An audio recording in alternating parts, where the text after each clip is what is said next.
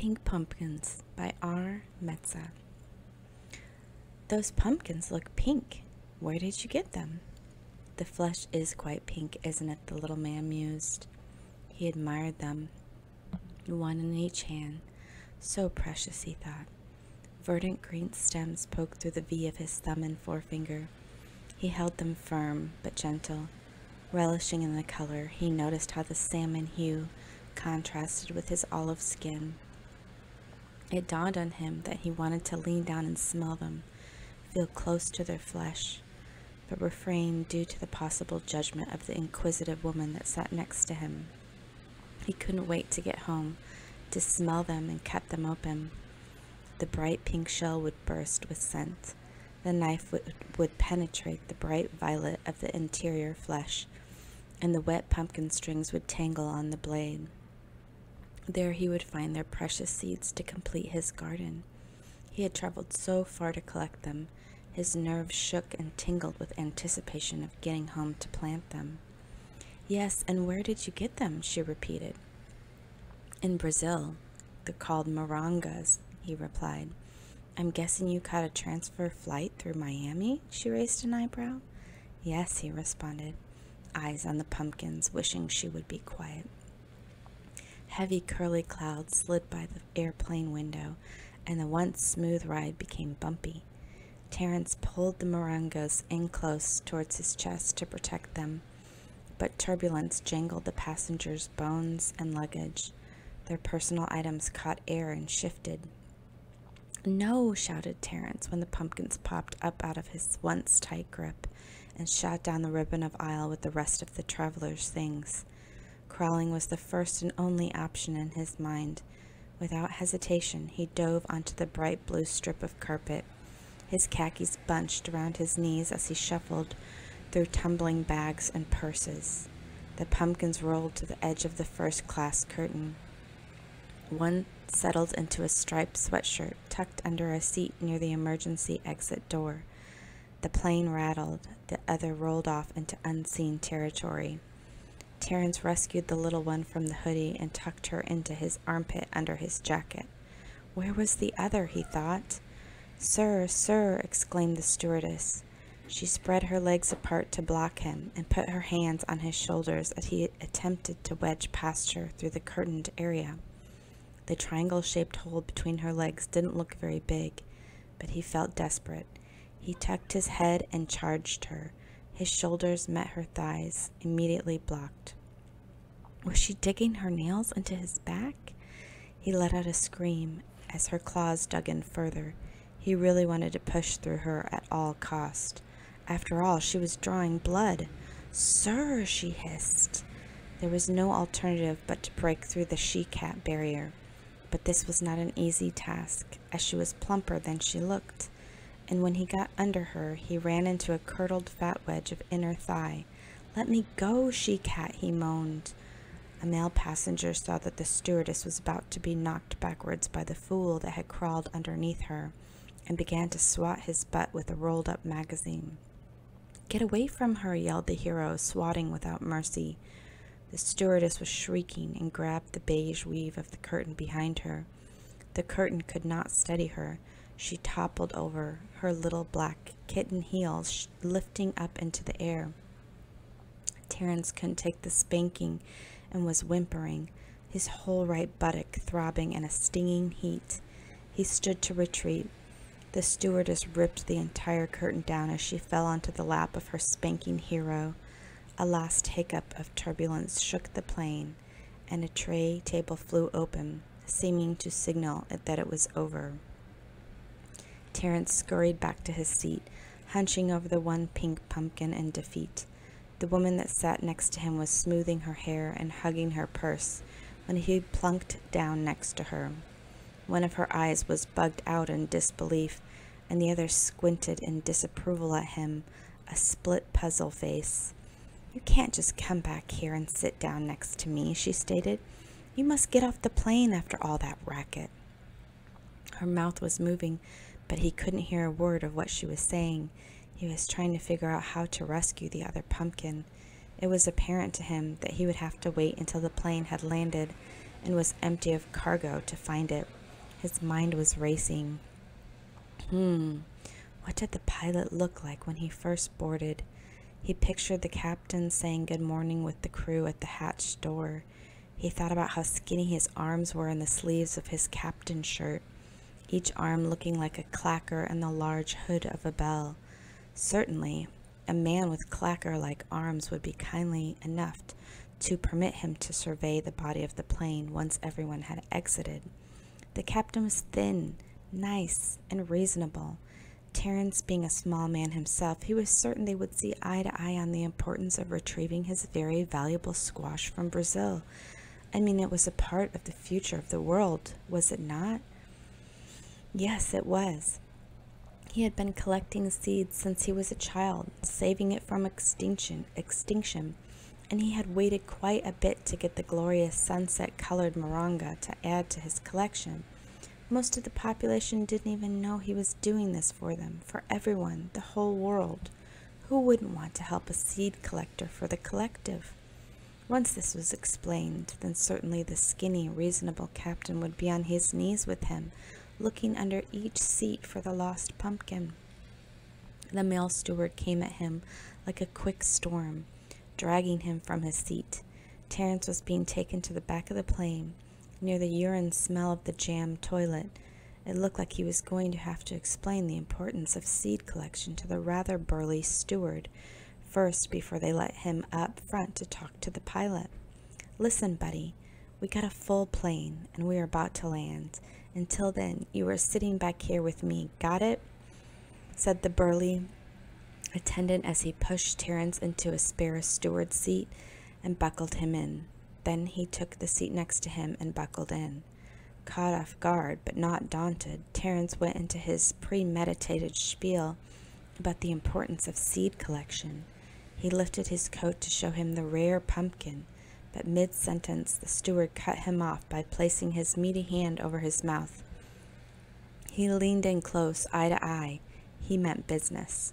Do not mistake me by thinking I care about what you are going to say or what you are going to do with that pumpkin that you hid in your coat, you sick idiot. You knocked over one of the sweetest gals I know up there. She's one of the best gals I've been honored to fly with, and now she's up there with a twisted ankle and bloody nose because of you. So keep your mouth shut until the air marshal gets back here, because I don't want to hear it. An apology was in order if he had hurt the girl, but it was not on purpose, Terrence whimpered. All he could do was stroke the pumpkin and wait to see what happened. He was still petting it 4 hours later in a holding room at the airport. Needless to say, no one wanted to hear about the great seed collective movement he was part of, but they did let him keep his littlest one while he waited. 2 men with very important paperwork stepped in. The verdict: he was blacklisted from the airline for life, fined for public misconduct and the destruction of private property, and put on a permanent list of alleged terrorists. Sign here, and here, and here. The last paper was a waiver from the stewardess. Lacey Littré was her name. She had already signed, stating she would not press charges. Her signature was very voluptuous, with 2 big loopy L's. He was free to go home with the 1 pumpkin. He hoped the seeds were perfect. Impatient to check the seeds, he flew past the dog sitter as soon as he walked in the front door of his run-down bungalow. Alicia stayed out of the way as he headed towards the kitchen. She had been his neighbor for 15 years, and her insight about him was keen. When he scurried around with a fruit or flower in his hand, it was best to stand aside until he settled down. She leaned on the arched doorway of the kitchen entrance and gnawed on crackers. The sheep herding mutts that followed her snorted up the falling crumbs from the yarn-spun rug. Alicia ate a lot of oyster soup crackers, and so her fingers smelled like that and crepe paper, her hobby. Twisting paper roses, she loved the false flowers. Even when they faded and turned brown from the sun, she kept them around. Perhaps 100 withered roses lined her bay window in her rather dusty living room. She only dusted that room once a year in the spring, around April or May. The rest of the time, she said to herself, I cannot disturb what has been there all year. These things must sit and relax, even dust. The little paring knife broke through the pumpkin shell. The bright, deep purple within was quite a surprise to Alicia, who had placed her bag of crackers on the wooden block near the center table and stepped closer.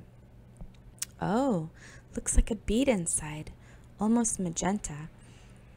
I have never seen such color inside a pumpkin, she smiled, letting the larger dog lick her fingers. Terrence nodded, feeling almost speechless as he dug a bit to try and find some seeds. It was such a small cavity that he was surprised he had not already found them dripping in the goo of the strings. He tried not to panic. Totally empty. There were no seeds. He feared the rare ancient pumpkin had been neutered. Perhaps she had been tampered with, and he had not reached her in time to save her. Just as the disappointed thought was about to form on his lips, he felt a tiny pocket of flesh in the bottom center of the purple meat. Giving the pocket a little piercing with the knife, he pulled up one large golden seed. It was the size of his thumbnail and shone like true gold. The shine of it gleamed in his overhead kitchen light. When he flipped it over in his hand, a twinkle, such as a fairy winking, flashed from it. "Did you see that?" exclaimed Alicia. He had seen it. He clamped his fist shut around his newfound gem and darted off into a nearby room. On return, he came back wearing a pair of thick black magnifying glasses that pinched his nose just enough that he had to breathe through his mouth. The pupil of his eye zeroed in on the golden seed. His hot breath blew all over the lit-up kitchen table with the dissected pumpkin bits. The seed flashed brilliant within the field of magnification. He licked his lips. Part of him wanted to possess it and keep it in a locked box by his bed forever, but his better self knew to place it in the rich soil that he had been priming all season with compost. It was such a simple small pot. A terracotta with a tiny draining hole in the bottom. Simple but perfect. He wanted to make sure the seedling would have the right environment to start. Too big of a pot, and the soil would be uneven in moisture, or could even cause a sinkhole, even rot in the seed during watering. No, no, no, the simple pot was perfect, even for such a beautiful golden gem. He didn't want her to get spoiled and forget to produce. This was his only shot with her, and he needed her to make good, strong vines. A divot, a gentle berry, some water and patience. Terrence was thinking where to place her. On the cabinet near his bed, on the top shelf in the greenhouse, or perhaps the middle bookshelf in the miniature library by the back door. He just wanted her to remain safe so she would be stress-free and fruitful. Alicia was sitting at the table, musing on the seed that lay within the dirt. She wasn't always so interested in her neighbor's seed passion, but oddly, this seed was different. She traced the lines of the plaid tablecloth with her finger, staring at the pot. For some reason, and she couldn't say why, she wanted the seed for the rest of her life. It just seemed so pure, so clean and precious, as though it could make everything it touched better. That's when a strange notion came to her. I could eat it, she thought. It was such a strong desire to have it and to possess it that the strange impulse won with no competition from personal restraint or logic. Her forefinger dove into the damp dirt and fished out the golden seed. It shone and glinted even brighter than before it was planted. She was delighted in it. Without brushing it clean of the dirt, she popped it in her mouth and swallowed. Bits of dirt crumbled on her upper lip. She brushed them away, smiling. Terrence was kneeling on the floor, looking through a box of old mementos pulled down from the top of his fridge. He wanted to use the lacy porcelain dish his mother had given him as the water catch under her pot. The sleeves of his cardigan kept sliding down and catching on old wire dollies bundled in the box that Alicia had made him for Christmas last year. Exasperated that his sweater was snagged and he couldn't find the porcelain saucer, he stood and turned to Alicia, throwing something in her mouth.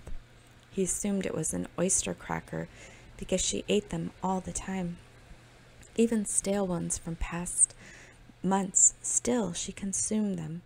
She had retired as a social studies teacher about a year ago, and the constant crunch of crackers seemed to fill in her empty schedule. He remembered she had struggled with anxiety to keep working from the last year before retirement. Then once retired, she struggled with depression, which she tried to divert with crafts and snacks. The wreath of paper roses she made him still hung on the cork board where he put garden supply lists. It reminded him his last list had liquid fertilizer on it, but he still had a few drops left somewhere. Maybe he should find it in the case that the seed sprouted early. He looked back at Alicia to let her know he was running to the shed, but seeing her, he somehow felt startled. Now she was quite different looking than he remembered, not the frumpy 60-something that he was used to seeing. She looked more in her 40s, maybe even 30s. Her skin was bright, almost youthful. The lines in her face had softened, faded. Her stance was straight, shoulders back rather than rolled up in age. A slick sheen was upon her now voluminous hair in the kitchen light, a sweet halo. Alicia felt good about eating the seed. No, she didn't regret doing it. She had regretted so much from the past that it was a relief to just do something without caution.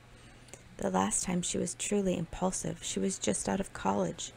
Her then boyfriend Martin had suggested that they go to Europe. She had said yes. It was the best memories of her life. She never thought it would be the last true adventure for her.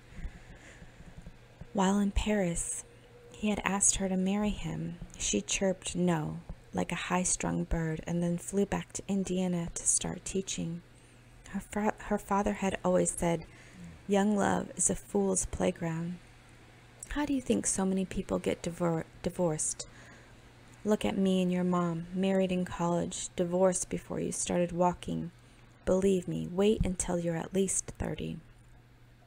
So she heeded that advice and hoped Martin would wait for her to turn 30. But he didn't. He married someone else. Then she dated others, had a few relationships, but they never stuck. By the time she was 40 or so, she gave up. Her energy level was not the same as when she was younger, and the men her age were all overweight divorcees with long, sad stories about ex-wives, which created immediate disenchantment rather than any kind of attraction to continue. It had been many years since she had even thought of Martin or Europe, but since swallowing the seed, she could only think of it and felt exactly like herself from so many years ago. There was a tingling of youth within. She felt alive. It was as if she could go home, pack a bag, book a ticket at the airport, and fly to Europe tonight. It was as if all the hope she had back then had now returned, as if all the opportunity from back then had been put on hold for her, saved, and now love in Paris was calling her back for her return. She perceived herself now the same as decades before, hopeful and free to expect good things from life, so much so that time was cooperating to bring her old dream back to life. She was certain that love was waiting there for her, and that the last 30 years or so had only been a bad dream. She could begin anew from the last moment she had truly lived, and resume that reality. Now she realized that all of the compromises for others boxed in concessions, and once apparent limitations, were released from her perception as never existing, shattered chains. She would never regret eating that golden seed. "Terrence, my dear," she exclaimed in delight, "I'm going to Europe." She ran towards him and gave him a big bear hug. The magnifying glasses that were propped on his balding head slid off to the floor with a clatter. He was surprised. She whirled out of his kitchen through the back door. He went over to the panoramic window to watch her head home through the connection of their backyard gardens. Her flowered skirt lifted in the air, and her hair followed suit, blooming full around her glowing countenance. Was she skipping? He thought in disbelief. He had no idea what had gotten into her. Wasn't she the 60-something retired teacher from next door? It seemed like he had to doubt it now, maybe question that he had seen her incorrectly before. She certainly had felt firm in his arms like a young, even pretty woman.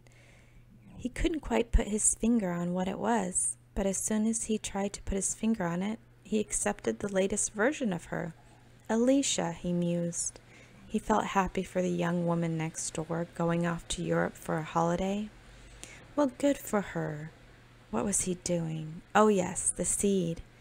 Had the dirt been disrupted in the little pot? Upon closer inspection, he saw the open hole in the pot and the trail of dirt on the tablecloth. He pushed at the dirt and dug a little deeper. The seed was gone. He had no idea where it had gone, and for a split second he felt frantic. But then on his second thought, as though everything would work out better this way, he resigned himself, saying, "Oh well, I guess I will have to get another." Leaning on the kitchen counter, he daydreamed a bit about the flashing seed, the glint of it still causing a tingle in his spine. Looking around, he noticed the beautiful rose wreath near the back door and the cork board. The poor thing needed some sun, he thought. It was way too dark under the alcove of the back door. He was such a lover of all plants that he couldn't almost believe he had been so foolish enough to place them where they couldn't properly bloom. It was obvious the young buds were half open and trying to come alive. Lifting the wreath from the board, he touched the petals to his nose and inhaled the sweet perfume of the pink roses before placing the wreath on a hook by the sunlit window. Terrence exhaled in contentment. They looked so beautiful there, he thought. Even the faded wallpaper they rested on seemed to brighten. They were a pure delight to look upon, but his contented gaze was disturbed by the sound of a car door shutting out front of his house. The street he lived on was rather quiet, even desolate during the week, and the car door made him jump. As soon as he arrived in the living room, he saw the figure of the young woman standing in the doorframe. He could only make out her broken silhouette from the many frosted windows sunken throughout the door. He first thought that it was Alicia returning to borrow a suitcase to pack for Europe, but Alicia would not have rung the front bell. In fact, she probably would have just let herself in the back door. Upon opening the front door, he was surprised to see Lacey Latray standing before him, holding a pink pumpkin. "Your neighbor has a lovely arrangement of roses in her bay window. Either she has a great rose garden or a secret admirer." She pointed at Alicia's house next door. He craned his neck past the doorframe to see flowers of every color filling her window, their liveliness growing towards the sunny glass. "Oh, I think it's a secret admirer."